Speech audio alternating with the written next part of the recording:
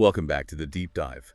So today we are taking on something profoundly different from our usual material. Yeah, definitely. We've put away the economic forecasts for this one. We have this very detailed narrative, almost a short story about a single character named Elias. And the key thing here is that it's not really meant to just be read. Exactly. It's designed to be an immersive, almost therapeutic experience. And that's our mission for this deep dive, right? To analyze the hidden architecture in this story. Yes, we want to dissect this structure of surrender and relaxation.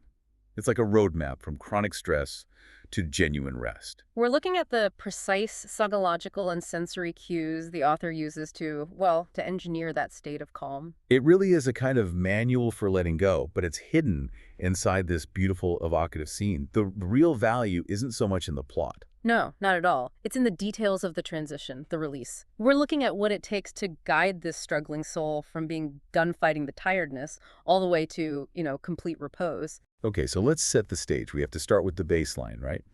The sheer weight of the chronic stress that Elias is carrying. Right, because without that context, the release doesn't mean as much. The narrative is very visceral about it. It is. It starts the moment he wakes up with that tightness in his chest. And it follows him to bed. His thoughts are described as circling like restless birds unable to land. So this isn't just being tired. This is a state of hypervigilance. And his environment just feeds into that. You have the long hours in a dim office under flickering lights. The detail about pouring coffee like it was medicine is so telling. He's just constantly trying to manage the exhaustion, but it still seeps into his bones. And there's that internal conflict, the effort of it all. The source says he smiled politely at colleagues while inside he felt himself fraying thread by thread. That performance is the real energy drain, isn't it? Masking that inner chaos takes up so much cognitive load that there's nothing left for actual rest. He even tries to find an escape by searching glowing screens lead into the night. He's trying to quiet the noise. It's the classic trap. He's trying to solve his exhaustion with more mental effort, which is, the exact opposite of what he needs. The hamster wheel, as you said. Exactly. And the only way off is to surrender. That's the turning point. The relief begins when he's just finally done fighting the tiredness. He chooses not to resist that gentle pull of sleep. And that choice, that first moment of not fighting, that is the critical first step. That feels a little counterintuitive, though. For someone that tense, wouldn't just letting go feel dangerous? Yeah. Like it might actually increase anxiety? That's an excellent point, and I think the narrative handles that by immediately initiating a total sensory override. It creates an environment where that vigilance just isn't necessary anymore. Oh, so we get this immediate softening transition. Yeah. From the stressful room to the ancient forest. Right. The mundane world just dissolves, the sharp corners of furniture rounding, the hum of the fridge fading into the distance. Even the traffic just becomes this faintest whisper of wind, the deliberate softening of all the hard edges. And the place he arrives at, this ancient forest, it immediately signals safety. The sun is setting in tender shades of lavender and rose. The first stars are out, described as kind friends arriving to keep watch. Yeah. It introduces this sense of scale, right? Your small worries just seem smaller against a vast bowl of sky. The world is holding him.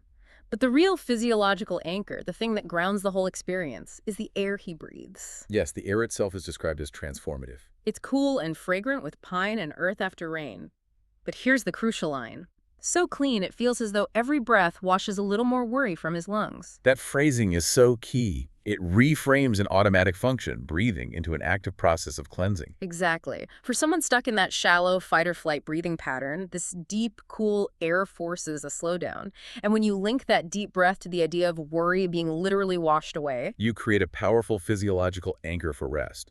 The body learns that this place means detoxification. Which brings us to the actual mechanics of release, the systematic dismantling of all that tension. The narrative seems to have three main tools for this: the tactile path, the auditory stream, and then the ambient light. Let's start with the path, the forest floor. Okay. Because this is where the physical tension starts to be addressed through movement.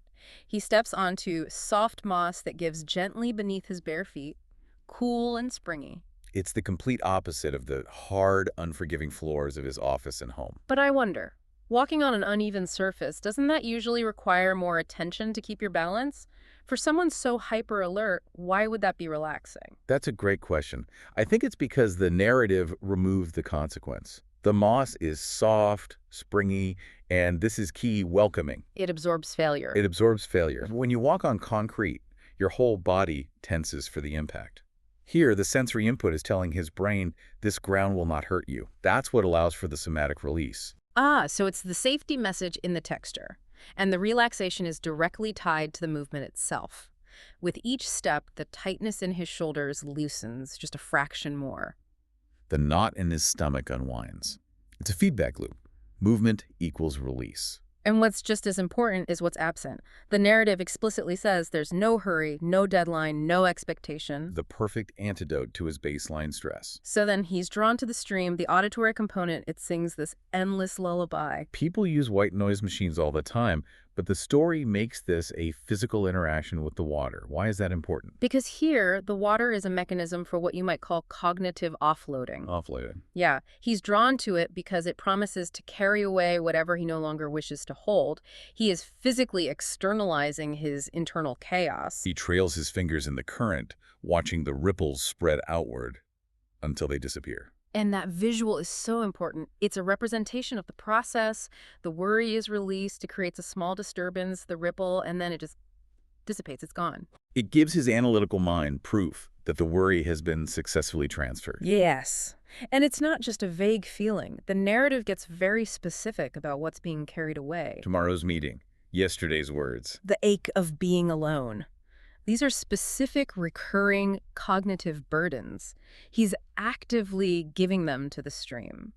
And the sound of the water fills the spaces inside him that have felt hollow. The rhythm of the water becomes the new, steady pulse of his internal state. I think that's a great way to put it.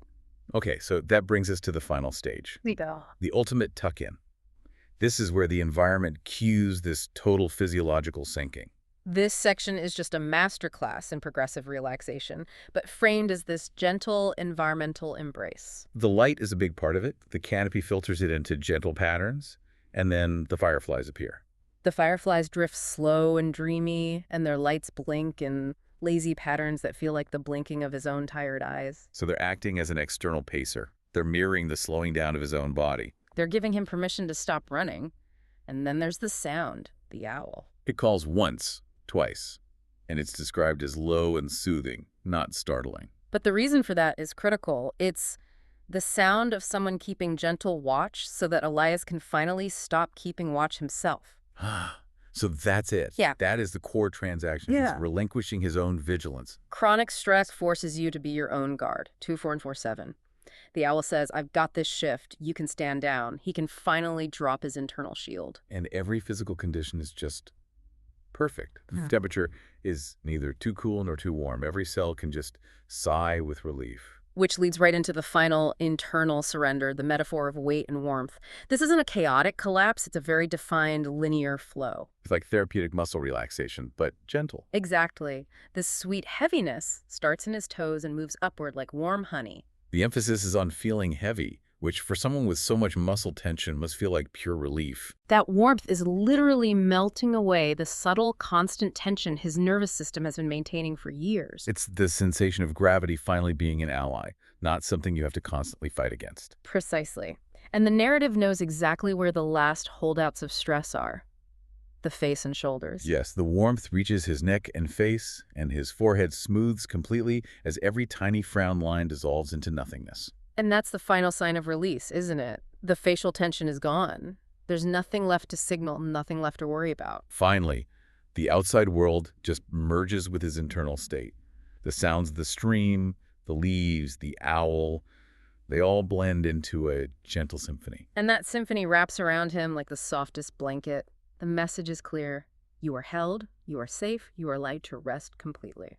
So if we pull all these layers together, the surrender of vigilance, the cognitive offloading, the physiological sinking, the core finding is that Elias had to stop chasing sleep. Yes. He had to surrender the very idea of effort. The deep rest arrived, and I'm quoting here, not as something he has to chase or earn or deserve, but as something that has been waiting patiently for him all along.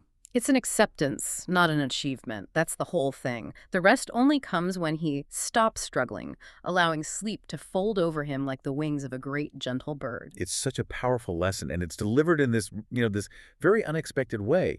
The architecture of this story really shows that to find rest, you first have to neutralize the need for vigilance. And you have to commit to externalizing that internal noise. I mean, the story ends with him drifting into a sleep where there are no dreams that demand anything of him, only soft darkness and perfect peace.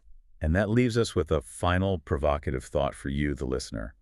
If we define true rest as freedom from demand, freedom from having to achieve or watch or worry, what is the one current persistent demand in your own life that you could just momentarily set it down, surrender it to the flow, would allow your ancient forest to appear? That's what you should be exploring next.